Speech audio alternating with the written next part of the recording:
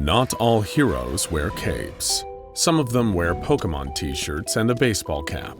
You might think you've heard of every superhero out there, with Marvel and DC dominating the box office, and the incredible Cactus Man fighting crime on the mean streets of Edinburgh. But there is one tiny, aspiring hero you'd likely never heard of. In a world filled with danger and evildoers, one young boy armed with a pure heart and some telekinetic powers dared to step up and save the day.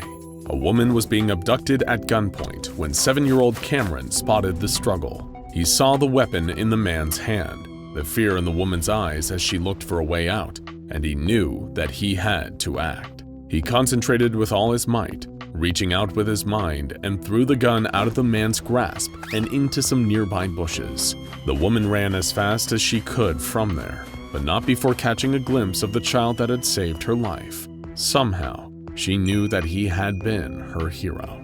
Unfortunately for Cameron, but fortunately for the SCP Foundation, the woman reported what had happened to a nearby police officer, who just so happened to be an undercover agent for the Foundation. Before Cameron could leave the scene, he was being approached by a team of armed guards and brought to a strange new place filled with men in lab coats, who kept calling him SCP-2241. Cameron sat for a very long time in a white room, wondering whether he was in trouble, when a new man in a lab coat entered. He introduced himself as Researcher Valdez and told Cameron he was going to ask him some questions. He asked why Cameron had helped the woman, instead of running away and getting an adult to help. He said, "Superheroes have to help people. I can move things without touching them, and other people can't, so I should have used that to help them." He went on to explain that he had practiced his ability in the woods and kept it a secret from everyone. Valdez asked what sort of things Cameron could do, and he explained, "I can move stuff without touching it, but not if it's too far away or if it's too big. Only like a cup across the room or a person's arm or something. Sometimes it can sort of change as well." When prompted, he elaborated.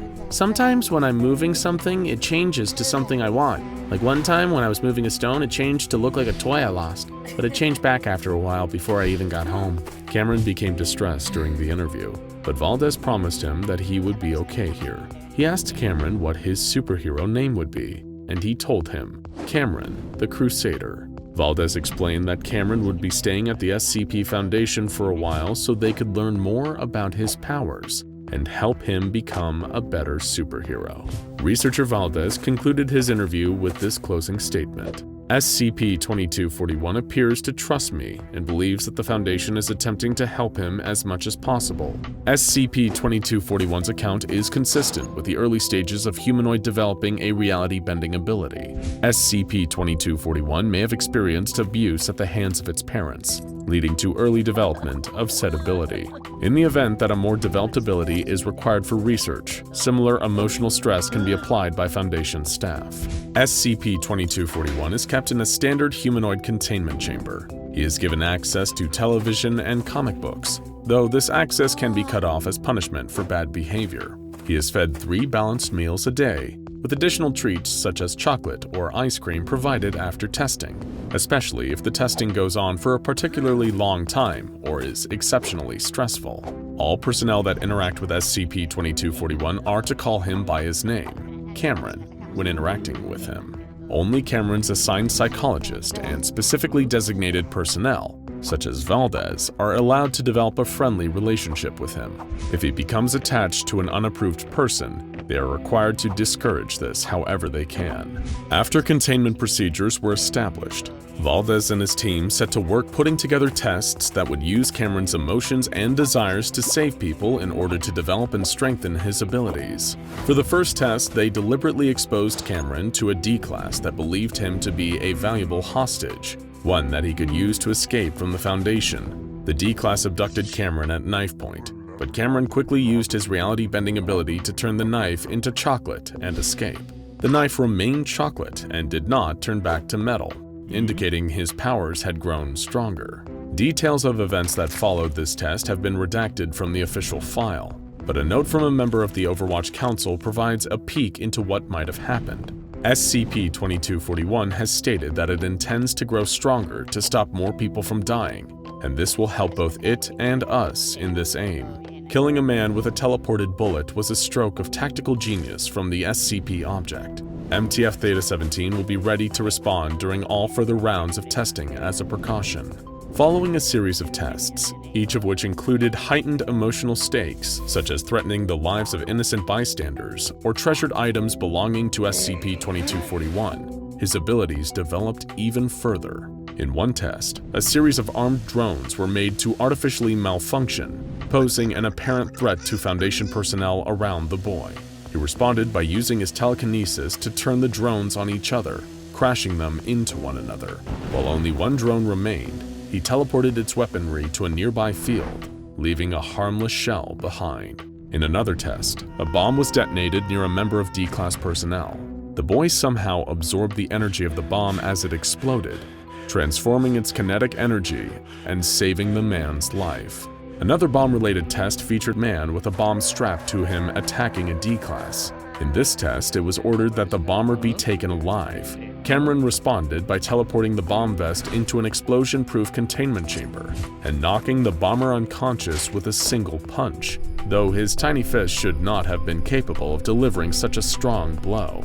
In another test, a third bomb was placed in SCP-2241's chamber among his personal belongings, including some stuffed animals and comic books. He was very upset at this discovery and teleported the bomb high up into the sky where it detonated harmlessly. He remained upset for a while after, repeating, "No one can take my things, it's not fair. I'm strong. I'm the Crusader." Moving on from bombs, the research team tasked the boy with stealing a box from a Foundation bank vault, which had been modified for extra security. He teleported himself into the vault, picked up the box, and then made a mistake. He tripped the sensors inside. However, he somehow slowed the sensors down and was able to teleport himself back out of the vault before the alarm could sound. This was the first task given to Cameron that could be perceived as morally gray or even villainous, but he performed it without question, and this was recorded as a notable development. Next, a surprise long-range attack was performed on the Foundation site by a Foundation-owned robotic mortar.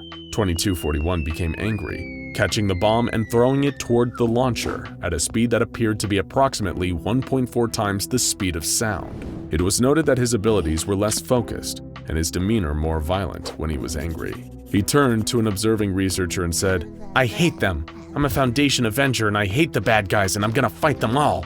For the final test in this series, 2 D-Classes, who were described to 2241 as civilians, were held at gunpoint in rooms with bulletproof glass windows. He was told that the guns could not be affected by his powers. The hostages needed physical contact to be teleported to safety, and he needed to rescue them both before they were killed. Shocking the research team, he split into 2 versions of himself, each teleporting a hostage to safety before returning to the crime scene to subdue the bad guys. He reported feeling a bit sick afterwards, but had no other adverse effects from splitting himself into 2 people. By the time this series of tests were completed, he was able to teleport objects as well as his own body, duplicate himself, see a few seconds into the future, and move or transform objects within a distance of 12 meters. He was excited about these improvements, referring to them as leveling up. Following these tests, Valdez planned to pause the psychiatric treatment of SCP-2241 in favor of a more hands-on approach. The plan was to begin neurological testing using a surgically implanted chip that would monitor the boy's brain activity during combat. The ethics committee caught wind of this and immediately intervened. They temporarily revoked Valdez's security clearance and placed him under investigation. They submitted an official report on this decision which read, "Implanting a monitoring chip into a child this young cannot be done without significant developmental damage in later years. This will cause catastrophic problems for both the child and long-term containment, given his well-developed capabilities. Additionally, deploying a child in combat, even under testing conditions, violates all moral norms. Personnel involved in sweeping the previous rapid-fire tests under the rug are under review."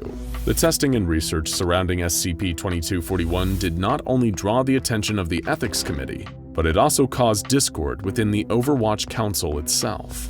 Following the ethics committee intervention, 05-3 ordered that testing be resumed, writing, "These tests are more important than one SCP, regardless of whether it looks like ein Kinder. Long-term containment and observation is no longer a priority. Given the utility of data we have collected via intensive testing in the short term, the risk of the SCP breaching containment is minimal, given its loyalty. We now know which parts of the brain deal with certain anomalous abilities. With more detail, we can see how.